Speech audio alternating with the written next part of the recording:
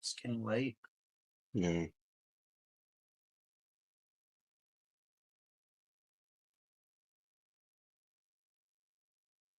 So what's up, kid? Man, I'm chilling, man. What's good? Primos hasta la muerte. Sounds like you ever watched that Disney Channel movie Coco?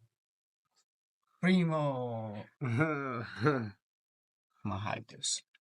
Whoops. No. Out of sight, out of mind.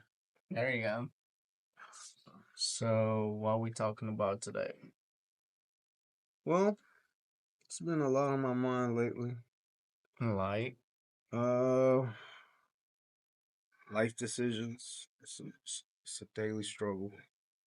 Uh, especially like mine. Mine has been kind of keeping up with all the things that I got going on. So I've committed to playing a gig first Thursdays of every month. First Thursdays of every month at a certain restaurant. Then now I'm trying to keep up with like jam sessions with these, places that, I basically play for free. Today I got a music recital at LSU. And the crazy part for me is like I'm basically helping out this guy that I know, and he's like, graduating from LSU, but he saw me play and he was like, bro, I really need you to come do this with me, man. I really want to impress my whoever. And so like he listed me on his thing. I'll show you right quick. Shout out to my boy Roby Show. You know who? Let me see.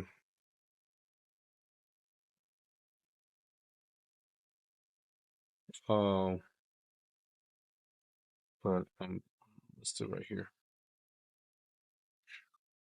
nice. So it's at 7:30 today. This is already today, but it's that, and then um, plus doing the podcast. You know, I know it's a late thing, but it's something that's got to get done by all means. Yeah. I just been having a lot of commitments, and like I've always had commitment issues, so like just trying to get it done has always been, has kind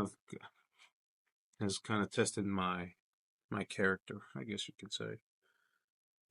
I could have easily been like, man, I'm tired. I worked all day and not come through, but then, I know you've been putting a lot of effort into this. So, you know, I yeah, be trying, bro.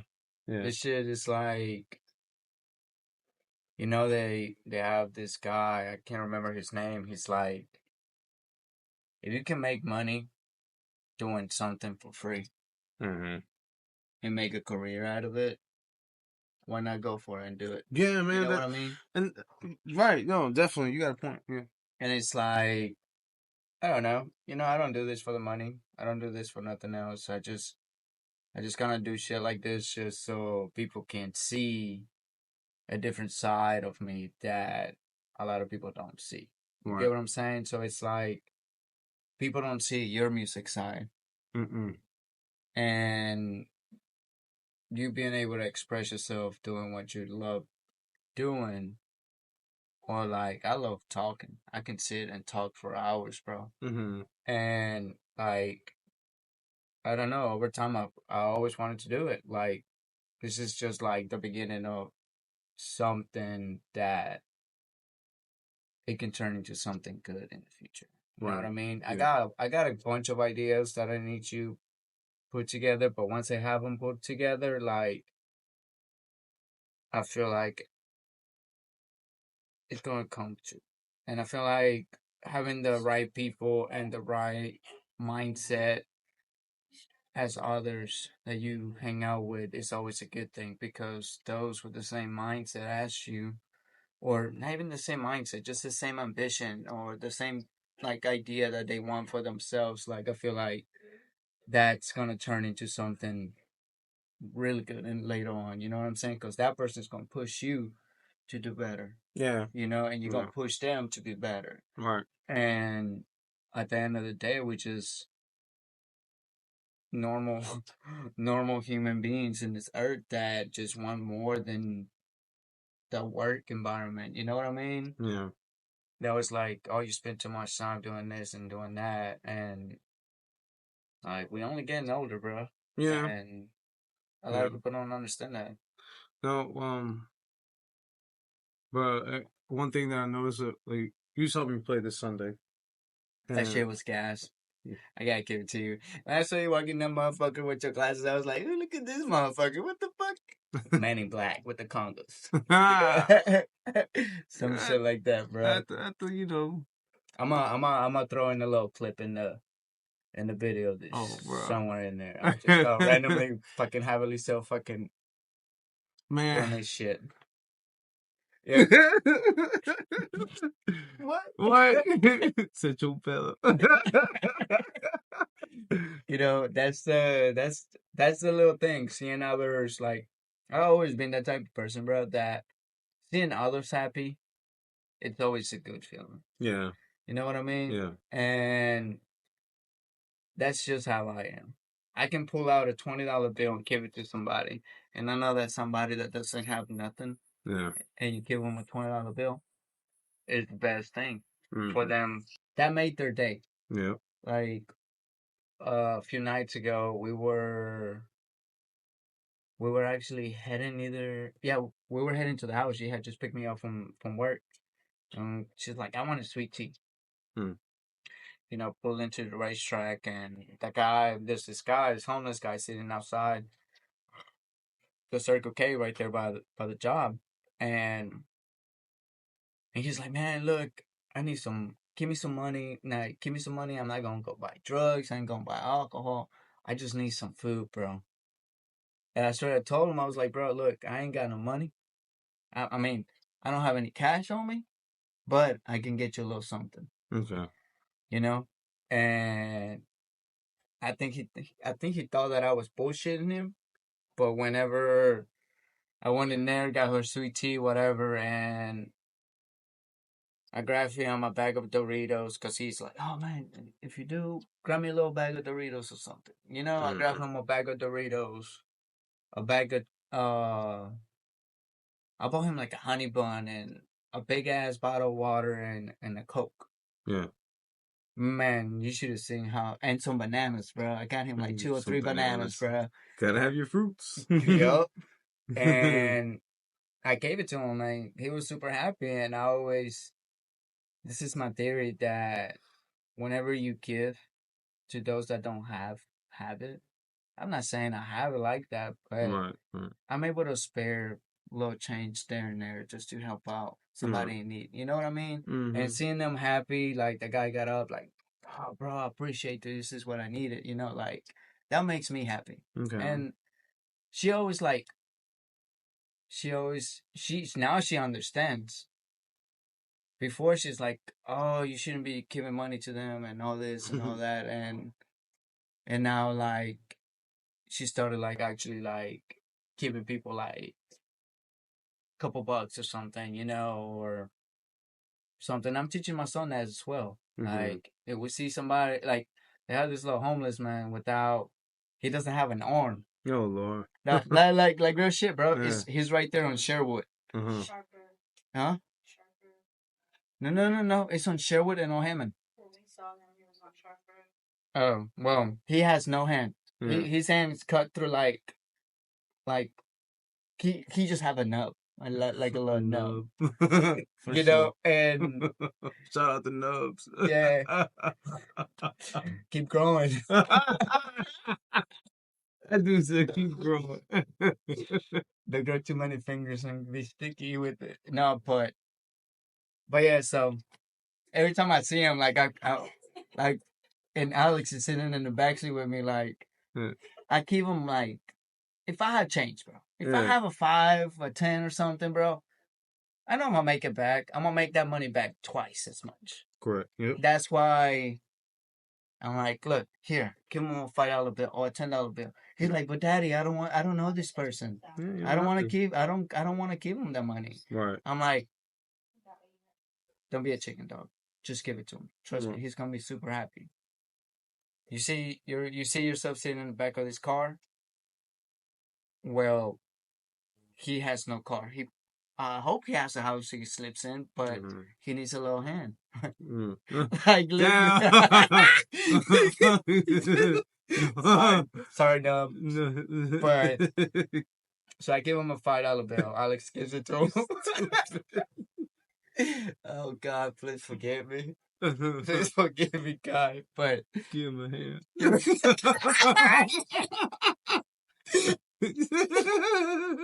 he needs a hand, right? And Alex is the type of kid that he's be like, but daddy, he has no hand. I'm like, bro, he has another hand, Alex. He's like, oh, I didn't see it. I'm like, no, you were staring at the one that he doesn't have. Like, Hmm. so he gives her the money, and then Alex is like, oh, that wasn't that bad. I'm like, well, you thought he was going to pull you out the car seat and take you with him, you know? But Right. it's just the little things, bro. The little things. I think everybody, if you show love to everybody, I feel like the world will be a whole different world. You know what I mean? You can do what you can, but like I was trying to tell you, like, uh, um, when I was playing, right, like everybody, the first thing that I got was, man, you look so happy up there. Hell yeah, you did, bro. You got Man, banging the shit out of him. I'm like, damn, you beat that ass that way too. oh, you know how I You be. know, that's. I'm like, this motherfucker over there going ham. But the thing was, like, I guess it was a statement for me because most times when when I first came back to where we work, I told him that I didn't want to play, and the real reason was because I was trying to trying to stop drinking. Well, I made it this far so far, and thank God these guys they weren't the type to be like, "Hey, you want something to drink?" Nah, these were like, shout out to the guys that play, but Yeah. they're like jazz guys, so they need to be focused, knowing what they're doing, and now I felt really clean to play alongside with other people who aren't intoxicated. I mean, I don't know what they did beforehand, but like when we were playing, it all felt like they weren't hey, you want a beer, or they weren't drinking. If they offer you alcohol and you in the band, just think of Jose Botello and say Nah, I mean, no. sometimes it helps, sometimes it You know? doesn't. But I will say that like when people tell me like, "Hey man, you look really really happy while you were doing it," I was like, "Bro, it it feels good," but at the same time, I'm like, "What did the music sound like?" I don't care how happy it looked like, but what did the music actually sound like? You know? If I could pull my phone out right now and show you, that Man. shit sounds good. You had this old lady dancing in the patio with her little grandkids. I was like, look at this motherfucker over Well, here. that's the thing. Like I tell people, I don't dance, but I can make you dance, and people are like, "Hey, hey, hey, whatever." But literally, when they hear me play, they're like, "Oh, like they want to start giving these little passes, like o pasitos." Then I'm like, "Oh, okay, I'll bring it out of you." And with what I do is a lot of times, I switch up the pattern. So like I'll play one beat and then I'll play another beat and then make a whole song out of it. And I'm just using two drums, and you know You know what had me going? You banging on them fucking congas. Pow, pow, pow, pow, pow. You have the guy playing the drums. You got the guy playing the piano and the guy playing the guitar jamming to it. Like, it meh. was funny as fuck because I went up there like 3 or 4 times. Like, I went there more than 3, 4 times to Yeah. check. And the entire time, the guy with the guitar just fucking going And at they don't it. really do all that. No. I've seen them play and they're all kind of they do their thing, which is great and all. But once you throw the congas in there, I I literally step in and I try not to do it because I still want the guys to do their own thing, but I literally take over in a sense, and then I'm like, okay, fulfilling a different role that they couldn't have imagined. Yeah, you can have somebody come in there and pitter patter on the congas and like, but when you start adding all the accents and you start playing with different dynamics, you start changing the way how the tune is listened to. I'm mixing in some montuno, guaguancó. I'm putting in a little bit of samba in there, and just different patterns that bring different sounds or feelings that most people have. People in BR, man, like they're not really familiar with all that shit. So like when they hear it, they're like thinking like, damn, bro, like this guy must have came out like Puerto Rico, or he or And he jumped the border with them on his back or some right, shit, yeah, you know? like something like it sounds exotic, And so my thing is like, um, you know, I, I'm the reason why I truly did it was because I ain't gonna say who, what, when, where, why, but I would just say I was trying to impress somebody. Whatever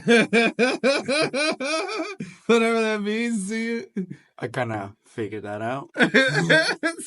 He even came in that motherfucker with dark shades. Hey, bro, I had to. They probably all the white people in the petty were like, "Who the fuck is this beaner walking?" Right. Like, who the fuck is this dude? And But like, bam, bam, bam. but the thing was that like, that's why I said it was kind of more of a statement than just me wanting to go jam. It was like, I am that I am. Like I get to do this because I took the time to learn and discipline myself in the sense where like, okay, all for all you Latinos out there, and I was like, but like all the guys that we work with and the ones who who or aspire to be something in life, like man, keep going because at the end of the day, whatever higher power you believe in has allowed you to do whatever it is. You have free will in life. You can do whatever it is that you want. It's just you have to do it with a certain discipline. Otherwise, I mean, like I said, you have people who pitter patter on the congas, and I can't sit there and be like, that's not how you play it. But I will say it's like, oh, okay, next time, how about you try doing this. And that's how the conversation starts. On the other hand, if I was to be somebody who says like, man, this is how I do it, this is no one's gonna tell me, you're just limiting yourself. You're putting yourself in a position where people are gonna be like, well, we'll call you back or no, my thing is like when they used to tell me that though, they'll be like, you're not a real conga player. Instead of me shutting down and be like, nah, I was like, man, fuck it, I'm gonna go find Yeah, the technique or find a way to so the next time that I do have to present myself to someone like them, I'm a then they gonna be like, they gonna think twice before they say you're not a real conga player. Because one time it was an incident where like I went like to this recording studio, I brought my congas, and they were like trying to get me to play a certain song, and I did. The thing was that the guy that was like the producer, he was like, "Oh, you play like a drummer. Are you a drummer?" And I was like, "Yeah. How do you know?" He's like, "Just the way you sound. You're. It's almost like you're playing with the drums. You're not a real conga player." And I was like, "You're right. Like I'm not gonna argue with you. Like I do play drums, and that's how I got into conga playing. Well, actually, I started with the congas or the timbales, worked myself around. The drums was what like I picked up for years. So he's like, "Nah, man. We thought you were a real conga player." And then he starts talking about how he met this Jamaican guy, yada yada yada. Of course, my feelings were all like devastated because like I had went in there, thinking that I was gonna make some shit happen, but then here comes this dude, and he boom, like just like knocks me down, humbles me in a sense. But instead of me just like, man, who the hell does he think he is? I was like, nah, man. I think there's something true to that. Maybe I need to figure out a way to better my technique, and I like use that same words that he used as a fuel, and started practicing, and this was well before my kids. So like, though I haven't started like when I started getting more recognition for what I do, it probably was like almost 3 years ago, man. So like even before Adonis or before my second child was born, I was still having trouble finding my sound.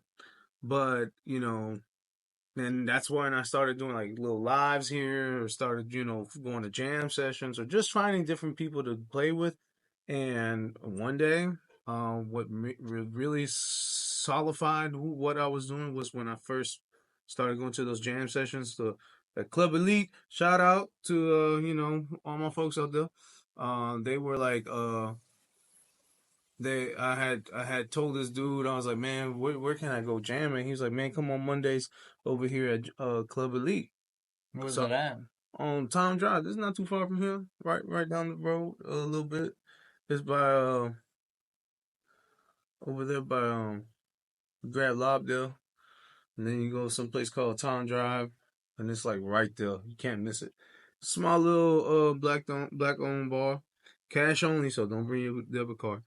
Um, like the, so I get there and I bring my congas, and they had this older dude, man, rest in peace, Joe Monk.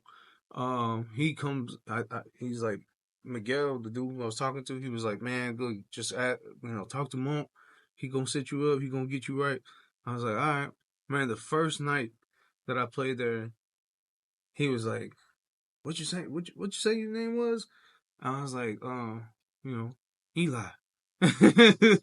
And he's like, oh man, like, man, you gotta keep doing what you're doing, man. You bring that sound that like, that old school sound. I haven't heard somebody play that since the '70s, blah blah blah blah. And bro, like the joy that I saw in this man's face, man, and I was like, bro, like to me, it's not every day that you get to make an old person happy. And it's kind of hard to get older people to Yeah. smile because they've gone through it, and they're at a point where like nothing really can surprise them at this point. But to pull out my congas and just have him like, hey man, keep doing what you're doing. I was like, okay, cool. I must be on to something here. And little by little, I started just building up to the confidence to kind of keep going, you know. But to sum it up, at the beginning of this year, he passed away, and he kept on inviting me to other places. So I started doing it at Phil Brady's, and then I came across uh, a buddy of mine, and he was like, "Hey man, I really we could really use like some percussion at Brickyard." And I was like, "Okay, cool, I'll check it out." Brickyard was a whole different deal. It was a younger crowd, but like a lot more music of like what I kind of was more accustomed to, original stuff, funk, like just hard hitting stuff where the congas was just perfect. And now I'm at the point where like I get to sit in with anybody who I want. And I think that's what kind of gets people going because I'll sit, I'll do blues, I'll do jazz, I'll do funk, I'll do salsa, I'll do anything that you put in front of me. But the key is to kind of like know when to step in and when to pull yourself out, as opposed to just trying to be in everything, bum, bum, bum, bum, bum, and then you wore yourself out, and then you're stuck in a position where you don't even know who you are. Yeah. Right now, I'm in a position where, like, I feel like, okay, I'm doing something right. I'm not saying that I'm getting, like, I'm like, making tons of money off of it. No, I'm just saying I'm finally getting that fulfillment of, like, being able to tell people, hey, can I add some congas to that? And they'll be like, oh yeah, you're that guy from Brickyard or whatever. Man, come on, whenever you feel like it. And that's why these guys this past Sunday they were like, hey man, if you want to come join us again on next Sunday, that's cool. Why don't you do it? Cause I want to spend time with my kids. Okay. Yeah, yeah. That's. Why don't you get them to come watch you play? Well, but I'll get you a table right in front of them. that's cool and all, but It's the, I get it. It's not the same as actually spending time with them right. because, like, I feel like me personally. I know this is out of topic of what I'm talking about. I'm gonna get back with you in a second, Yeah, yeah, yeah. but I catch myself sometimes like, and he'll tell me he's like, "Daddy, so are you gonna take a nap today?" Because he knows once I get on that recliner, it's Yeah. over with. So it's like, yeah, I kind of been like, that's why I kind of been out of it lately because I've been trying to like stay awake, spend time with Selena, with the wife. Shout out to the wife. She's over there tattooing. gang gang, and like that's why I've been trying to spend more time with them because I feel like he said get kids get older, Mm-hmm. kids get older, and you miss little things. And right now, I feel like if if I spend enough time with him, like I feel like he's gonna look back and be like, yeah, my daddy was there for me, no Right. matter what, Right. because you know your Yeah. dad, Yeah. my dad. When the I love you, I love you, dad, but well, you work too much. We work too You much. need to chill the fuck out. And like, Smoke one with me. yeah, he caught me smoking weed one time. Shit was funny as I shit. do, man. My parents caught me plenty of times, bro. But like, cause we grew up with a white collar parents. Yeah. You know what I No, mean? blue collar. Blue Oh, white colors, cause they work in the building. okay. I think, Yeah. right? Yeah, yeah, something like that. It's a Cause it's mix. white color. Baby blue. My dad's white, a white collar. But you know, we grew up in that environment where our parents wanted the best for us, so they think that oh, I have to work and work and work and work Right. and work, and they forget about family, bro. And as bad as that sounds, it's not a bad thing. It's You not, know, but it, they like, taught us something. They taught us to work, yeah. like And fucking Mexicans that we are. but at the same time, times have changed, and we're not trying to commit the same mistakes they did. I mean, you can. It's like sometimes I used to worry about how much I wanted to give my kids, but then kids don't really know what money value is. You can give them a stick and be like, oh, you can do magic, and then you pretend, and then they get lost in this world, you know. Yeah, But as a person that's like so focused on work, you're not gonna see it like that. You're gonna look at the stick and be like, man, I want to buy them a toy. Oh, I want to give them something that I didn't have. But it's really about, I guess, finding, time. yeah, or like the way you kind of look at things as opposed to, um, like so what I was trying to get at with this drumming thing was like I'll probably do it every other Sunday. Yeah, That way, one Sunday I'll do it. And maybe eventually, one Sunday that I do play, I'll tell them to come bring through the kids so they can watch, enjoy, eat, and, whatever. But, it's just like one of our buddies at work, he was like, so did they pay you? And I was like, no, actually they didn't. And so like, so why do it? And I'm like, because it's just kind of like publicity for myself. That's my best way of kind of like giving myself that advertisement that like I'm doing what I'm doing. yeah, And the fact that, I've never played with those guys before. yeah. And the fact that it sounded the way it did, It was good. The way, like I'm telling you, bro, like you didn't see it, but like I would go and sit by the little stairs by the bar hmm on the other side of the bar, hmm and I sit there and I was just like, this motherfucker happy as fuck. You don't even realize how happy you get playing the damn congas, bro. Like my question is like, what made you want to start playing the congas? What clicked in your head and was like, hey, this is the instrument I want to play. Like, did you grow up like clapping cheeks or something? man, Like I didn't even start what doing was all your that thing? till like I was like 15. But like, what drives you? Like, what made you a conga player? You know Oh, what I mean? bro. I'm glad you asked, man. I don't think that no one has ever asked me this. Because I'm gonna try to use my words wisely here because it's a touchy one. So when I so when I don't first start started, crying, motherfucker. okay, so when Don't I start crying, bitch. so when I was, it all started with drums, and the reason why I wanted to play drums was because Don't say Travis Barker. nah, fuck no, it was the ladies. The ladies, bro. I was like, I want to play the drums so those girls can notice me. And The loudest one in the building. no, because not the loudest one in the building ain't the dude. It's nah. It's it's just I remember I had an admiration for people who like can play drums, and I'd be like, how they do that, like blah, blah, blah. And then I used to think that that the drummer always like had the attention of the women. So I was like, I want that, you know. So Okay. I started with that, and I tried to get into it. They were like, "You suck." I was like, "Whatever." So then they put me. Once we got to the new church, or when we started getting our instruments in, um, I remember they bought some congas, they bought some timbales, and they bought a beautiful green, like a lime green Yamaha Beach Custom. Like it was like a 6 piece. Oh man, I wish I would have kept up with it. But they had, they put two buddies I grew up with. They put them on the one of them on the drums, the other one on the timbales, and then they left me with the congas.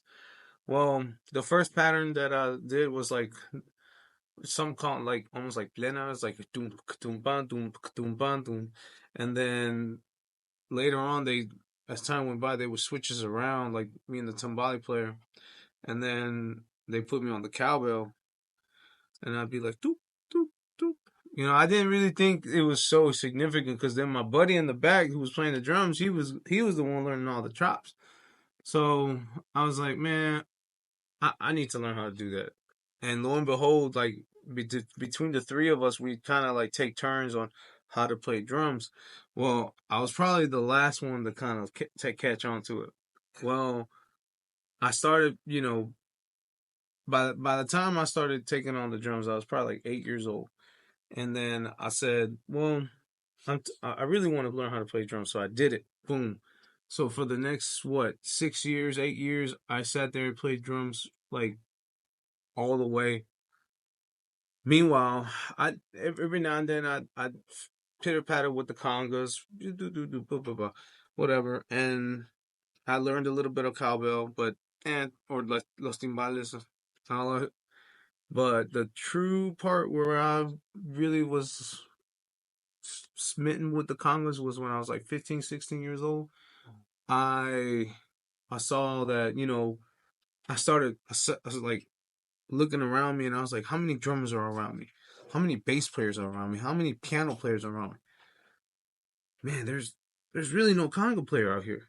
And so, I started, kind of maneuvering my hands on it a little bit, blah, blah, blah, blah, blah. And lo and behold, I came across this dude, Troy Davis. He monster on the drums. Like, dude was a beast. Little guy, like yay tall, but bro can play the like almost any percussion instrument to a different level. And he saw me. He was like, "Oh, hey man, do that again."